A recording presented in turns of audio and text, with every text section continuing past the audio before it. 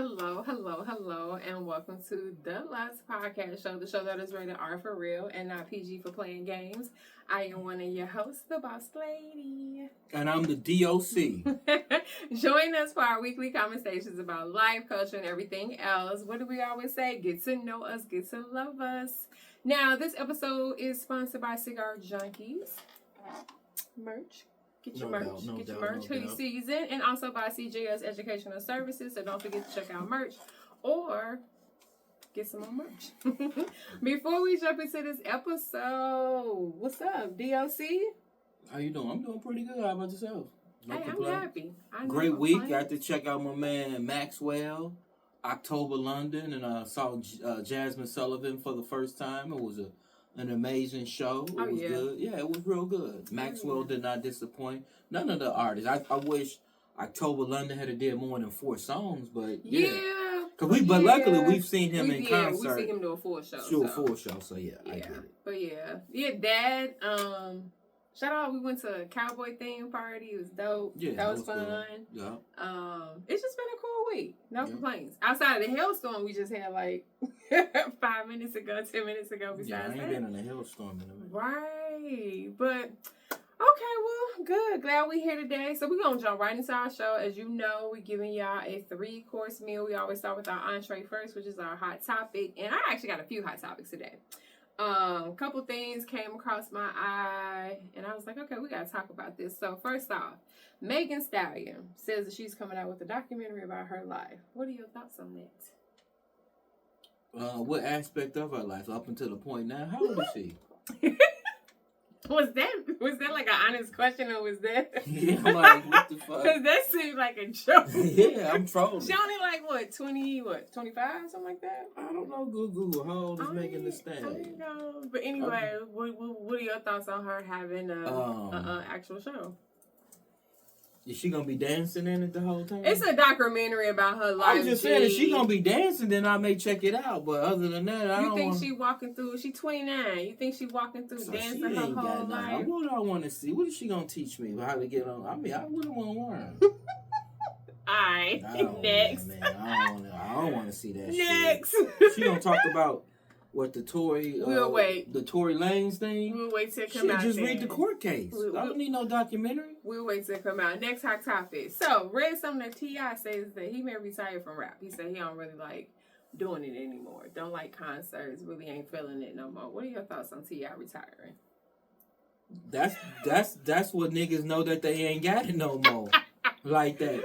So stop looking at me like that. So the nigga probably can't. He probably ain't got no major record label deal, but they don't need that nowadays with streaming and everything. Yeah. And I would think. I would still think he could pack a house. T.I. still could make a bag doing shows. Yeah, I would think. Oh yeah, no doubt. I mean, you got Waka Flocka Flame fucking still touring and doing shows. But he catered to the college kids though. Either way, but he's still touring. Yeah, so the thing is now maybe T.I. thinks that he still should be filling up arenas and shit like that. I mean, instead of motherfucking lounges and clubs. But fam, you know what? Fam definitely ain't at the arena level. I'm just T.I. my nigga, man. We met T.I. before he first came out. You talking real hard. That was my nigga. Boy. So I ain't gonna. We knew T.I. before because we used to go to Atlanta so much when he had the club Crucial. I think we used to go to this club, and then we saw him perform in Little Scrappy. That was when they was straight dope boys. But so I get down, but I'm just saying. But didn't he just win a court case? So maybe that's why he retired. I thought he won that court case for like $70 million. I think so. Yeah, so that's why he retired. But you don't retire from the game. The game retires you. Well, I know you be having a lot of these old school rappers saying like the rap now ain't the same, and you know. Why would he retire? The game when you got niggas like E42 Short, Snoop. All them old niggas still eating off this shit and then eating. Look at Rakim. This nigga about to do a concert. That is true. Yeah. These niggas still eating off this shit. Well, I don't know. Maybe he was just in his feelings. I don't know. Maybe he feels some type of way. I hope he's not. But he's just trolling to stay relevant. I can see it. Okay, what about this? Saw a video. So Sexy Red and Glorilla have a song that they did together. What You Know About Me featuring Boosie Badass. Seen snippet of the video. I ain't gonna lie, my interaction is kind of like it. I like the little dance routine they was doing. Is the song cool?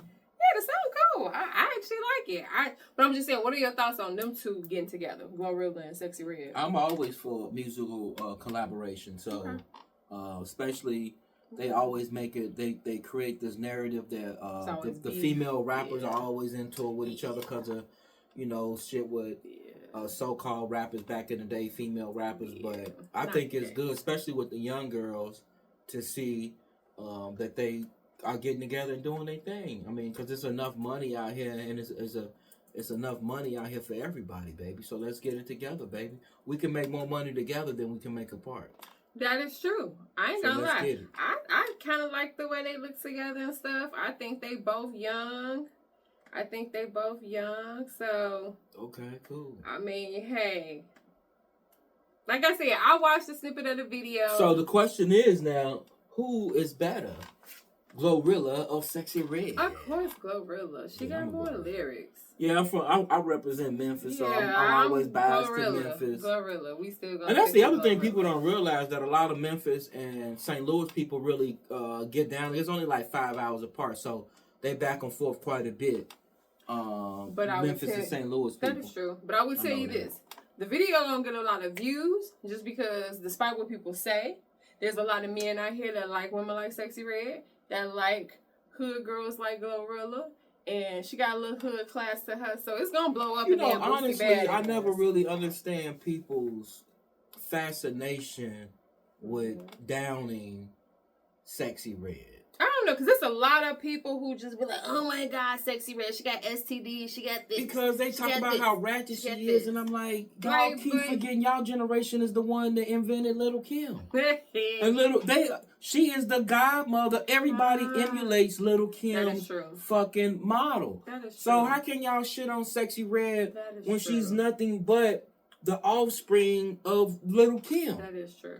So for me, and y'all talk about women's empowerment, sexual empowerment, this girl out here doing it. But she actually got a decent head on her shoulders if you listen to it. It's a character that she plays, and I think it's an alter ego. Now, are some aspects of her shit a little bit raunchy and all that? Yeah. Ghetto, yeah. It is, but... Yeah. But ratchet, there's that spectrum out there in that part of our community. And she's speaking to them bitches. But there's a lot of people that like ratchet. There's a lot of people that like ghetto. Yeah. I think it's more people that like ghetto and ratchet than it is that not. So I'm like Juicy J. I love the ratchet hoes. We know you would say something like that. I'm from the projects, man. I'm like a project bitch, like my nigga Juvenile say, man. I love a project bitch. How about Dr. Dre is being sued $10 million by his former therapist, who was supposed to be the therapist that helped him and his wife, or dealt with him and his wife.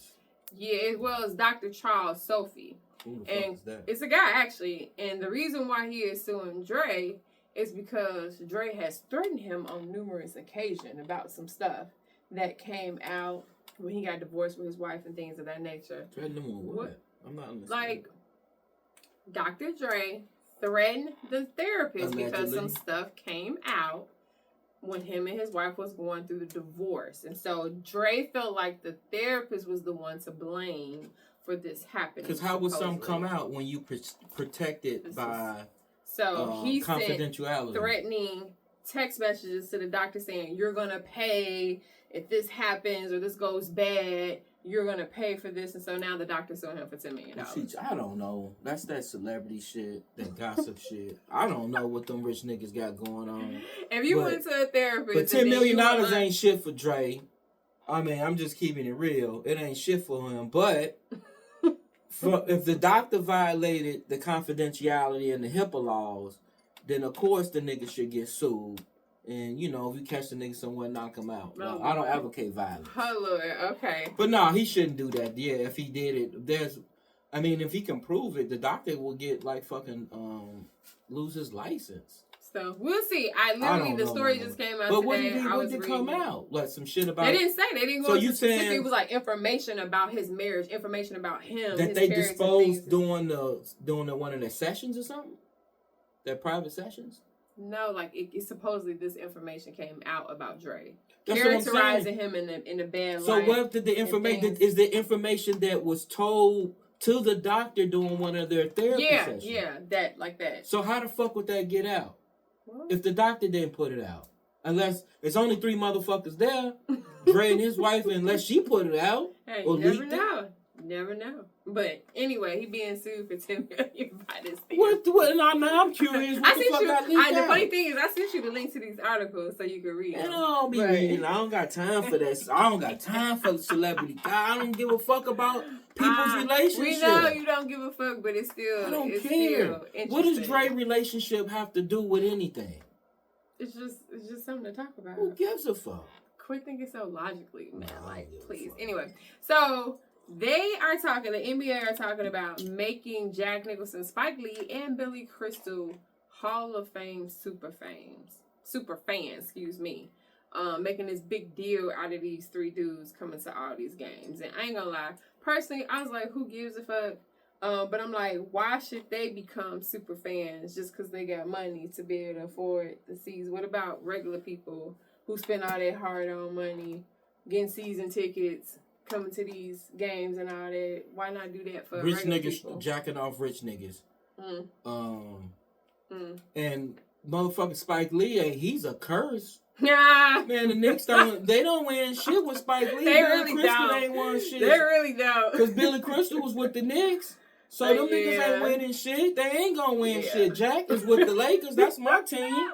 So, and Jack ain't been to a game in probably years. Because he up there. So, man, who cares, man? There's real fans out there that spend their money on jerseys.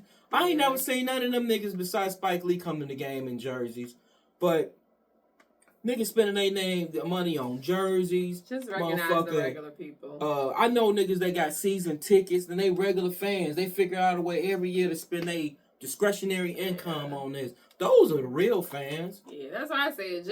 My thing was when I read the little piece or whatever, I was just I like Spike Lee, cool, man. Fuck Spike Lee. I'm like, do this for fans that come to the games, that spent their hard on. And they know who those people are. Yeah, they keep a track of that. Season ticket holders. So recognize them people. Because when certain people don't come to them games and you spend a lot of money going to them games, traveling, all that, it's hard for you, the regular person, to recoup for that. Spike Lee made out of 41 home games. That nigga be lucky if he go to 10, probably. Whatever. But anyway. Fuck Spike Lee. All right. Now to our entree. So, again, book a game. Okay. We are now on chapter 3. Just first 2 chapters, if anybody don't remember, we talked about loyalty and intimacy and sex. And again, we keep saying that these are in no particular order. But this particular chapter is chapter 3, C.R.E.A.M. Finances should not be hidden. And one of the things we just want to talk about quickly was just how we navigate finances together and kind of like how that looked from singles to us being partners. Because it looked different. The way we are in a fiduciary sense now is totally different than it was when we first got together. I think when we first got together, wasn't nobody even thinking about finances and all that. You really wasn't. So this episode, I guess in a sense, but this episode really gonna just dive into what that financial journey may look like. And again, I'm going to throw this out there once again. We are not experts. Again, these are things that we've gone through. These are situations when we talk about questions that we're answering that we went through. So no way are we sitting here saying that we're no financial experts. But definitely not giving no financial advice or expertise. But I tell you this, finances can be a reason why there's a lot of tension in a goddamn relationship. It is a top reason outside. It's the number one reason. Sex. Why? No, it's the number one reasons why marriages fail. It's because of money. No, it's money. People think it's outside sex, but it's actually money. No, I said outside of sex. Because sex was a top reason why people get divorced and stuff, too. No, it's finances is the number one reason. I'm not saying it's not number one. I'm talking about 1 through 3. Sex is like 1, 2, or 3. Yes and no, because Jesus Christ. when you get to a certain age in the game, people not having sex like that no more. So they found other ways to have companionship. And they don't care. Okay. Because he always saying something that just really just... I mean, that's what we're here for, to debate. That's what we're here for. I don't have to agree with you. But anyway, we need to go back to talk about what C.R.E.A.M is. She just said C.R.E.A.M. C.R.E.A.M. Cash rules everything. You know where it goes. A lot of people don't know what C.R.E.A.M is. Okay, what is C.R.E.A.M? Well, you tell it then. No, you say Cash it. rules everything around me. Okay. All right. I was just giving a shout out to the woo. You a hater, G. I'm not a hater. Get on, man. What's the first question, G? We're talking about finances. So what's the question, G? I want you to talk about how important is communication about money. Like when we talk about our experiences, especially when it comes to like revealing debt, revealing your spending habits, revealing your money management skills. If you have the money management skill, how important is that communication in a relationship? Or how important was it for you? Well, it was important when you saying that, and you know, I can always go back, you know, when we first met and decided to live together, because that's when you first making a business decision. So I would always advocate for people to live together before, you know, they make that I do commitment. Mm-hmm. I wouldn't say I do and then live with a person. I know a person that did that, and that shit was just stupid. It was disastrous for them. It may work for some people, but it was stupid. But no. So the first time you really get up with this person when you're moving in, that's the first time you're having a business thing. So that's very important because you need to make sure that he or she can cover whatever y'all decide for them to cover. Okay. It may be 50-50 when y'all first starting off, or y'all may have other arrangements where that person is taking care of this, you taking care of that. Whatever it is, you need to make sure that that person, you know, can fulfill whatever obligations and you set whatever expectations you are. Now, with that comes not only you getting the money, but how you gonna get the money. Right. So this is the other thing, because I see people in situations. One thing I've always liked is that you've never wanted me to compromise myself as a man to go get the money. So that's key. Because I know explain that, because somebody may not know what that means when you say. So when I mean compromise is that you knowing that this guy is putting himself in situations where he can get arrested, locked up, and or killed to go out there and provide for his family. All right, people got to do what they got to do. You know, people hustle and do what they got to hustle. So I'm not hating on that. But when you're encouraging that, it's like with power. Y'all love power. But at some point, Ghost wanted to make the switch from the streets and go legit. Mm-hmm. And so Tasha wanted to keep him in the streets. She didn't want him to go legit. She wanted him to stay in the street. So she wanted him to keep compromising himself as a man when they had reached to a point where they didn't need to do that no more. So that's what I'm getting at. Good example. So at some point, even if you meet the guy, you need to be pushing him or her, only him, to make that transition, whatever it is, to go legit, because you don't want to put your situation, your family in a situation. I've seen it. We all know that story too well in the hood where that goes. So that's my whole thing. You know, whatever it is, you just, because a lot of that shit can come back on your family too. Not just you getting locked up, but you can bring that shit. So you just go, but really, the finances is key. It is. It's key. I don't want broke woman. I don't want no woman who got both her motherfucking hands out. I don't want no motherfucking woman who think that because she looks good and got pussy, that she don't gotta contribute to shit. Fuck that shit, yo. I was wondering when it was gonna start. Yo, man, I know a motherfucker that told me that she looked too good, that she don't have to pay for shit. You got me fucked up. You got me fucked up. Well, I do think I'm just keeping it real. I do think in the beginning it is important. The thing is, it's important because how y'all gonna go out on dates if y'all don't know what finances and shit is about? Not saying that even your first date you need to know what's in his bank account or whatever, but shit, that first date may determine where we go if people finances. I think it's just very important. Not to lay out your whole story and all that, but no. If you ain't got it, you ain't got it. And I think people need to be upfront about that and stop setting these expectations from the beginning that that's what you gonna do. So it's like if I'm a dude, you're not going to Ruth Chris on our first date. You ain't going to nowhere for 4.5 stars and up our first date. I'm just being honest. No doubt, but so it's just, I agree with you on that. You know, I'm sorry. No. You fine. I'm just saying you that's got to come out in the beginning. Yeah, well, and what I'm saying in the beginning, let me be clear, like, cause I don't want people to think, oh, he came out, he late. No. Mm-hmm. When we first got together, we had an arrangement where I was paying a certain amount of bills. She was paying a certain amount of bills. Right. I knew she worked. I knew I worked. But she had her own separate accounts. I had my own separate accounts. We at that point, I wasn't on that shit because I didn't know what this was gonna lead to. At this point, we living together. We doing our thing. As long as the bills are paid. And then you build from there. And you learn people's money habits. You see what their habits are, what they like to do, what they don't like to do, how they got managed money. You seeing the mail come in, you know if this nigga got a whole bunch of debt cancellation and credit card shit coming in and all of that shit like that. So at the very beginning, I'm not going to say I kept my shit close to the vest. You know what I'm saying? I'm just keeping it real. We both did, I think. Yeah, I'm keeping it real. Again, my thing was making sure I paid whatever bills I said I was going to pay. Whatever we agreed and that's it. But we were not like, I say it is. I never knew how much he had in his account. He never knew how much I had in my account. He never knew how many accounts I may or may not have. I never knew how many accounts because it wasn't important to us. As long as when the rent was due, that was paid. The utilities were paid. When we went out to eat and do things like that, as long as the bill could be paid, we didn't really cross those lines. We stayed very separate. And that's kind of weird. I think when we first went out, I probably more than likely I was paying before we did all that joint account shit.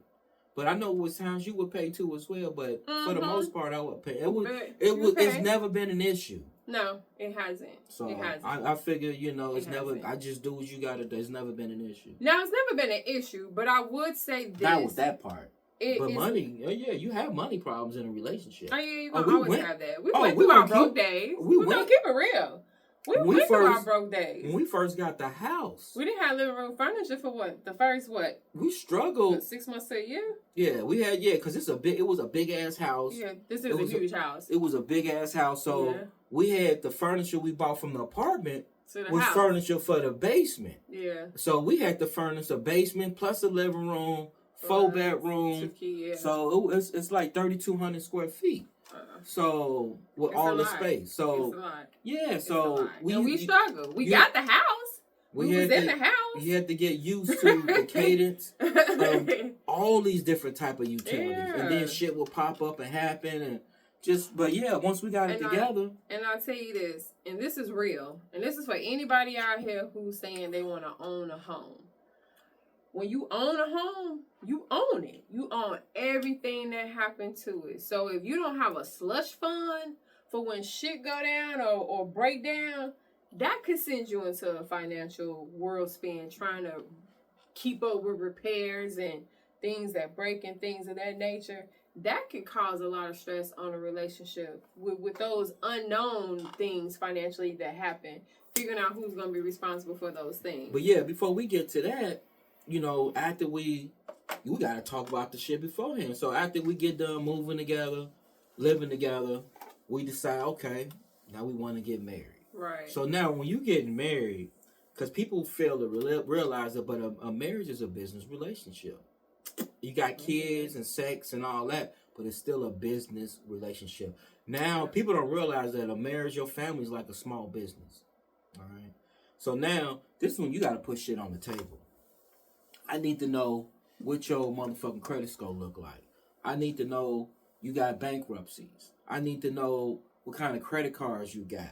I need to know child support if you got that type of shit lurking. If you got tax shit. If you got motherfucking PPP loan scam that you ran and that shit gonna come back on you.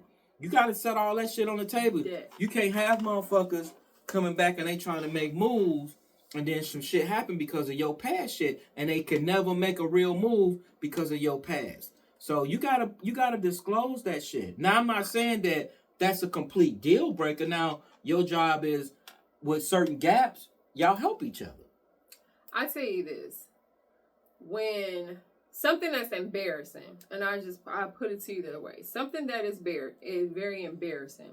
So this is why you need to put your shit on the table, especially about debt. Because that's one thing, people hide their debt.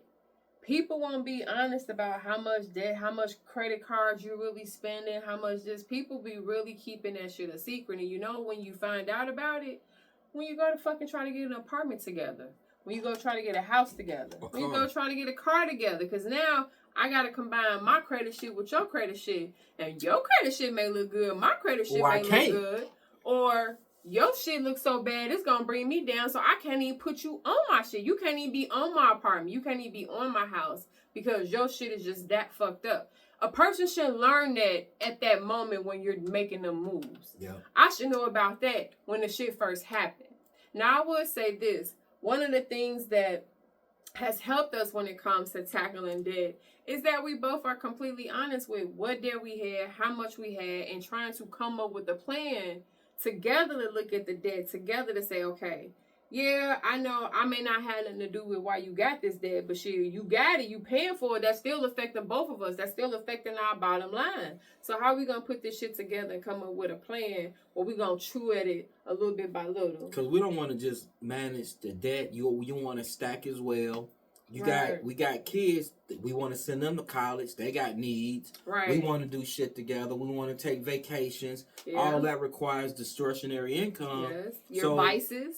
So how we gonna manage all of that shit plus stack money too at the same time? And the only way you can do that is by having conversations, being open and honest with stuff. I would advise people to this, and I know this is controversial. One thing I don't like to do is get in people's pockets, but I will advise early on in your relationship, and you know you're gonna be committed with this person, y'all should get a joint account. Yeah. Not an account where you give her money or she gives you money. No. Your check deposit. Y'all need to have a check, and then y'all can disperse the money into different accounts. The outward way. Because I got a separate savings checking account. She got separate check-ins. I don't know what's in them. She don't know what's in my account.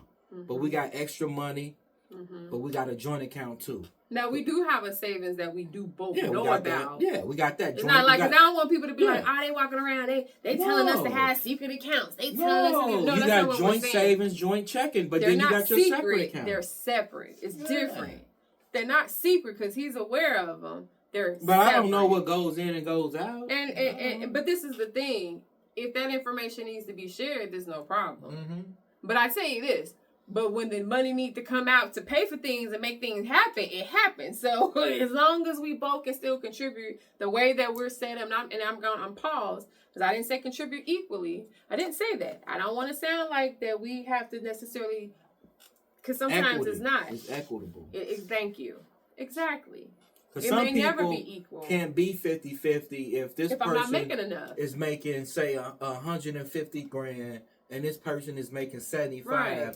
You can't expect for this person to be 50-50 because their 50 is different from your 50. It's gonna wipe out. Yeah, it's different. It's got to be equitable. As long as y'all, and whatever works. Some couples, it's got to be 50-50. Yeah. Some couples, the guy does everything. And then the woman is saving to create the savings with her thing. Yeah. I done seen a situation where the woman the guy has a business, but then the woman works just so they can get health care through the company. Yep. Whatever works, make it work for you. Yep. But I'm just saying, you got to have a joint account. Y'all got to have those things down packed so y'all can have set goals and meet those goals. That's if you're trying to build. Because I remember growing up, I remember my dad working, and I remember when he would get paid, he would bring the check home to my mom. Like, he would take whatever money he needed for his discretionary or whatever, but for the most part, it was given to mom to pay pay bills. I don't know about that, but I know niggas did that. That was old school. That was sucker shit to me. That was old school. Shit. So, I have a question. How was it? And I want both of us to answer. Hold on, this is the other thing too. I tell this to my kids, and this is my rule. When you get paid, the first motherfucker that gets paid, of course, the government gonna take out their taxes and shit, but it's you. I make it a point where I take 10% of my earnings and I use it on me. I don't work hard than a motherfucker for them 2 weeks but or them 30 days. But what if you ain't got no 10% to take out? What if y'all bills are just that much that you can't afford to take no full 10%? Well, you need because if you making $3,000, 10% is $300. We need part of that $300 towards all these goddamn bills because we living above our means, and we living check to check.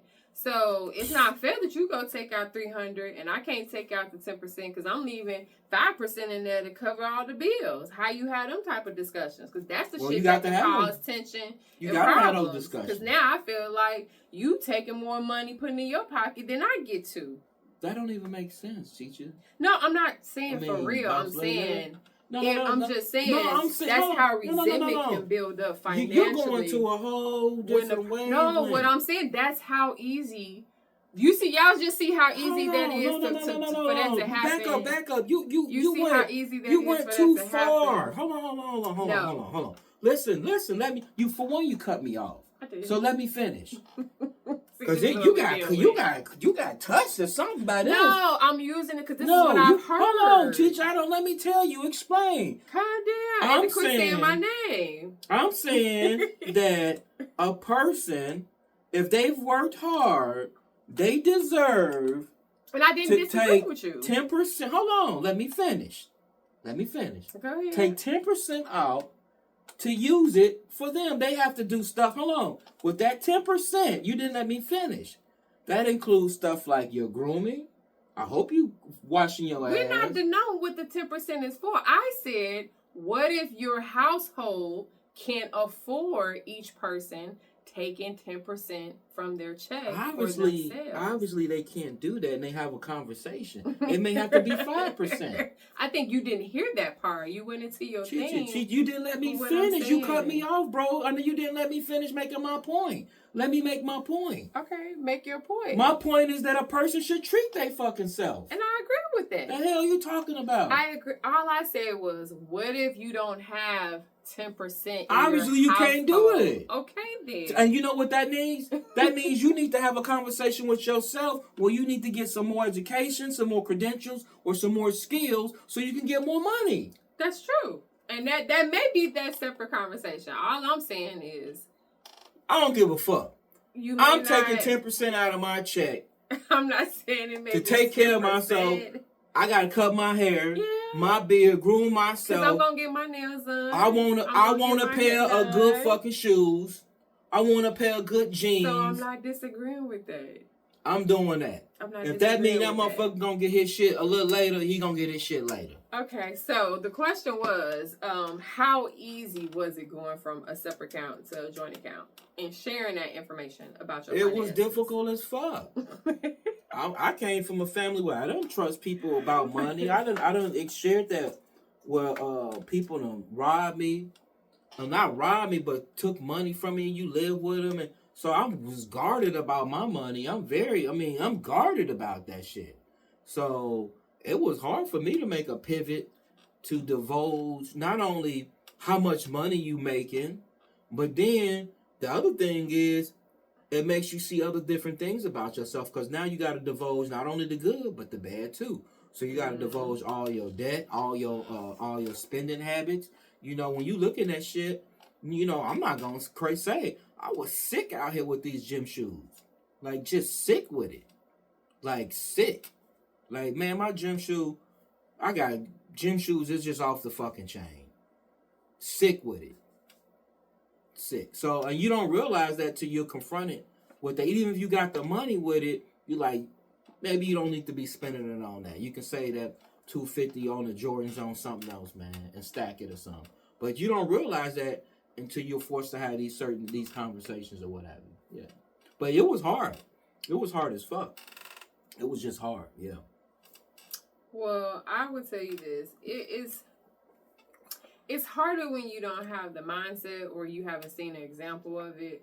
I think for me, just helping out, just seeing how I grew up in my household with obviously my mom and my dad, and I watched the dynamics, the financial dynamics of how things was and how the bills were paid and things of that nature. And so for me, and you know this because I was the one who even brought up the idea of a joint account. I was the one who actually suggested we do a joint account. Because for me, it was just getting frustrating. Just, oh, you get paid. You give me this amount. Let me deposit it. Or you transfer this to me. Then let me try to get that schedule on the schedule with the bills. And let me put, like, that's just too fucking complicated. See, I mean, you know, that's a good point because I came from a situation, I didn't come from a two-parent household. I grew up in the motherfucking projects. We got 200 cash, 288 on food stamps. So we ain't got no motherfucking money to manage. We ain't got no money to begin with. So I come from a situation where financial literacy, good money habits, I didn't even know what the fuck that was. Luckily for me, I got blessed with a mentor at the age of 13 years old who taught me the importance of financial literacy and financial planning. He's the one that actually set me down and told me what I should do from a financial standpoint to make a marriage work. Helped me walk me through the house buying process, all of that shit. So I got blessed that I had that someone to give me that knowledge and I was able to listen to it. So yeah. So yeah, going back to just finishing up, just for me it was easier because for me I had a mindset of the only way it's gonna work is that we fuse it together. And there was a lot of apprehension, but I think once you see that the benefits outweighs the stress of trying to deal with two separate accounts and things like that, it's just a lot easier. And that don't mean everybody like that, but I do think that if you're going to try to do that, I think you do have to have discussions about finances. I think talking about money should be something that y'all talk about all the time. I'm just being real, and I'm not coming from a gold digging standpoint or I need to know what's in his pockets. No, and he would tell you. I would ask in a minute, like, hey, what's this? This is coming up, or how we gonna do? Like, I'm always my mind is always clicking on just finances. Like, how we gonna like? We should do this. We should do this to do. Like, that's just how my mind is always clicking. His mind clicks like that already. So you have to have them.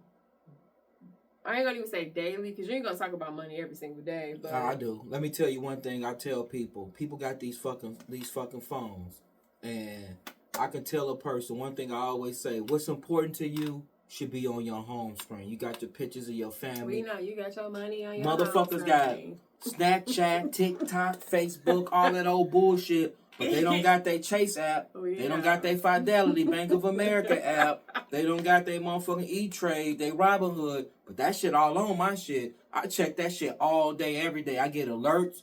So a nigga can't never even swindle me. So I can't say, oh, she got me for $3,000. Or she got me for 2 bands. I know anyway because I'm getting alerts all day. I'm checking my shit all day. See what the market's doing. I do that every day. Something so you need else to get in that the habit. helps, train yourself. I think, in addition to having check-ins all the time about finances, somebody has to come up with a budget. One of the things that I did, and I ain't gonna lie, I was anal. I came up with a budget just for us as a household with our bills and all that. I came up with a budget for myself with all my different personal debt. I did the same for him. I literally asked him one day, I said, yo, can you give me a report of all your debt, literally all your credit cards, anything where you owe money, whatever that is, can you please give me a report so I can compile all this together? And I literally had, how I pay my monthly bills. I have a chart. I literally have a chart. When I get my bills, I put that chart in front of my bills. I pay attention. I look, because once again, I don't want to be the cause of, financial issues and things of that nature. So I feel like I have to also be on top of those priorities as well. Not just for our household, but for me, I don't want to be the one who make us go broke because I don't know how to, have bad spending habits, or I'm just financially just stupid. So I think somebody got to have something with that's budgets. Another conversation. Once you have the conversation about money, and we're going to talk about this in later chapters, is when you discover certain things, like substance abuse. And it can be, it don't even got to be cocaine, heroin. It could be like alcohol. I know a person that was drinking, and they drink top shelf shit. They were drinking to the tune of $800 to $900 a month in alcohol.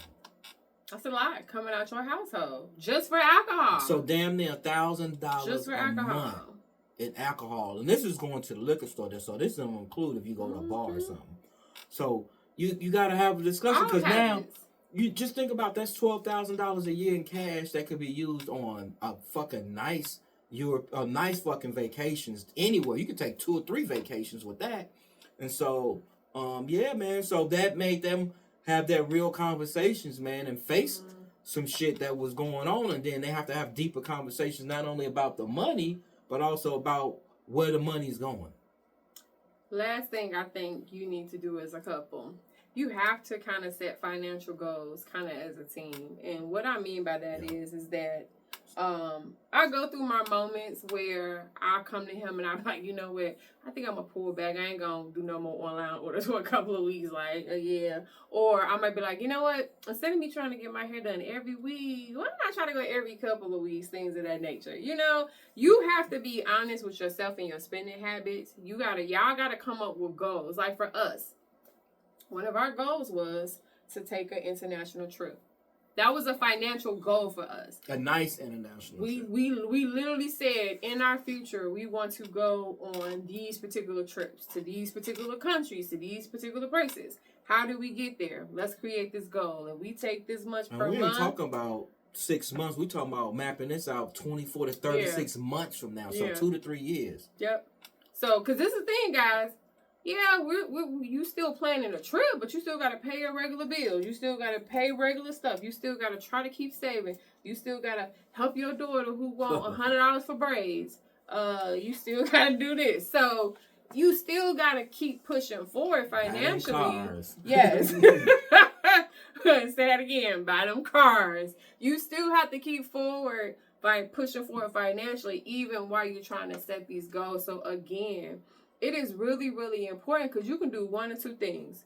You can either merge all accounts together and y'all can have all your money going in, and he kind of talked about some of them pros and cons, or you can keep a joint account that's just for y'all shared expenses, meaning like groceries, the bills, the light, the heat. Yeah, but figure that out. Whatever works for you, works for you. Or you can keep y'all shit separate. Y'all keep going through the thing of when you get paid, you give me 50. When you get paid, you give me this. It's gonna be a headache, but you can keep doing. And then you got. Let me tell you this another thing too. That sort of model is gonna cause problems because this is what happens. Me personally. And this is crazy. Even though she creates the budget and all that, I'm the one that actually pays all the bills during the month. So I'm the one that actually physically goes on to our bank account and actually writes the checks, and pays mortgage, all that shit, right? Mm-hmm. But everybody plays their roles, right? Mm-hmm. But when you got cash, I'm old school.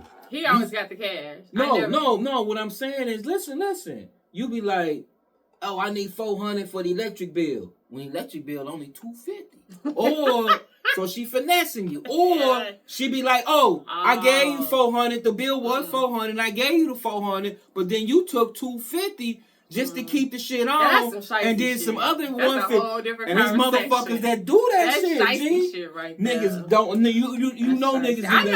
I know females that finesse their husbands for extra money. And what she doing is she keeping enough on just to keep the bills on, and then she building up a little motherfucking slush fund. And you look up, she got some stacks. But see, that leads to other problems because at some point. But if this dumb nigga not paying attention.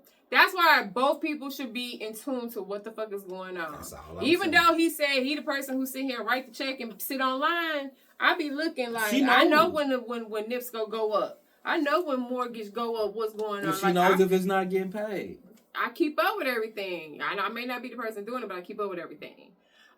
Okay. I like that conversation. Yeah. Definitely, you can talk about that for hours with finances, but we're going to end with our dessert real quick. Fair, foul. Y'all know how it is. If you like it, it's fair. If you don't, it's foul. So quickly, I got 4 for you.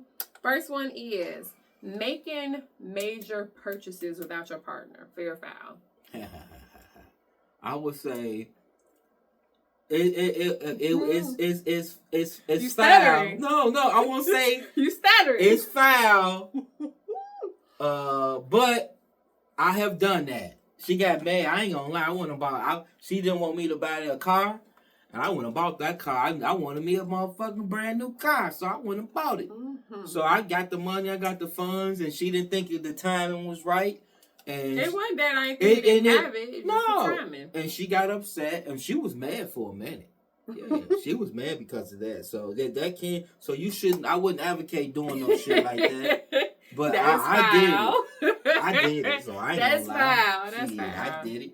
That's like me. If I'm about to do and something, I knew that was going to be her reaction, but I was willing to take that risk. Even with hair stuff, like if I'm going to get a sew-in or something and I got to pay a couple of $100 for the bundles, I'm going to tell him, like, yeah, I'm about to spend $3-4. Have I ever tried to regulate? I don't give a fuck. He don't care. The only funny thing is he never cares. I be like, hey, I just spent something on it. Like, what you telling me for? Like, okay, whatever. Anyway, okay. Spending money on fake designer and just things in general. Fake things in general. Like you spending all this money on fake this, fake that. Fair or foul? Foul, man. Hey, I know people who that's all they buy is fake shit, pass it off as real. And swear to God, they stunt. So, hey, I know people who spend more money on fake shit than they would on the real shit. So that's a real thing. I think it's foul, but I think it's some people think it's fair. It's a mental illness. Yeah, I know people who would spend on the design. It's like, why would you spend $150 on a fake Gucci belt when you can just spend $150 on a real nice belt and be done with it? But I know people who do it, so hey. And then everybody knows that's a fake Gucci belt because they don't make belts like that. Well, we say foul, but we know a lot of people that think it's fair. Oh, no. How about this? Taking a girl to a fancy restaurant on a first date. Fair or foul? Because I say foul. Right. So let me say this. This is foul as fuck. This is against everything that I'm standing on in a relationship. I think that one of the worst things that a nigga could do is take a woman out to a highly nice restaurant on the first date. I don't give a fuck if you even got it like that. You shouldn't be doing it because what you doing is you giving So we talking about taking to Chili's? No. Just not Eddie V's. I mean, I can't see. Because how do you gauge it then? How do you gauge it? I'm not pocket-wise because everybody got a different level, but I'm talking about for the average person. I ain't talking about celebrity level. For the average person, I'm not taking you to a 5-star steakhouse where we spending $200, $300 per person type shit. Okay, let me ask you this. Would you take a girl to Woo's house first date? Yes or no? Woo's house. Woo's house. No, that's a bad first date because you're going to be smelling. Stacks. Yeah, that's a good first date. Papados. She giving up some pussy. So you take me to Papados the first date, I got to give you pussy? You go to Papados, you got to eat lobster, shrimp, crab. Okay, what if you take me to get some head in the car? What if you take me to Secure Bowl? No, man. Okay. I think it's foul. Only reason why I'm saying this, and ladies, please don't beat me up, because y'all like, bitch, shut up. Your man take you out to good restaurants, but on the first date, because I feel like it sets false expectations. Yeah, and then you gifted her, and if this dude don't keep doing this, you gonna lose interest in him because he ain't taking you to a 4-star restaurant every time y'all go out. If you start kind of in the middle, you got room to grow. Because you get distracted by all that other shit instead of the conversation that's trying to vibe and build. Right. Then y'all still don't get to know each other over this expensive ass meal because y'all fucking with the meal. Like, and then you like, damn, I just dropped $400 and her conversation was worth her conversation was worth Steak and Shake. Right. It's vice versa. All right, last one. Lending a chick money when you first meet them. So when I say first meet, I'm talking about like within the first 6 months. You kicking it with this girl, y'all doing this. She asked you to lend her money. Is that fair or foul? Why are you looking at me like that, dude? Like, bro.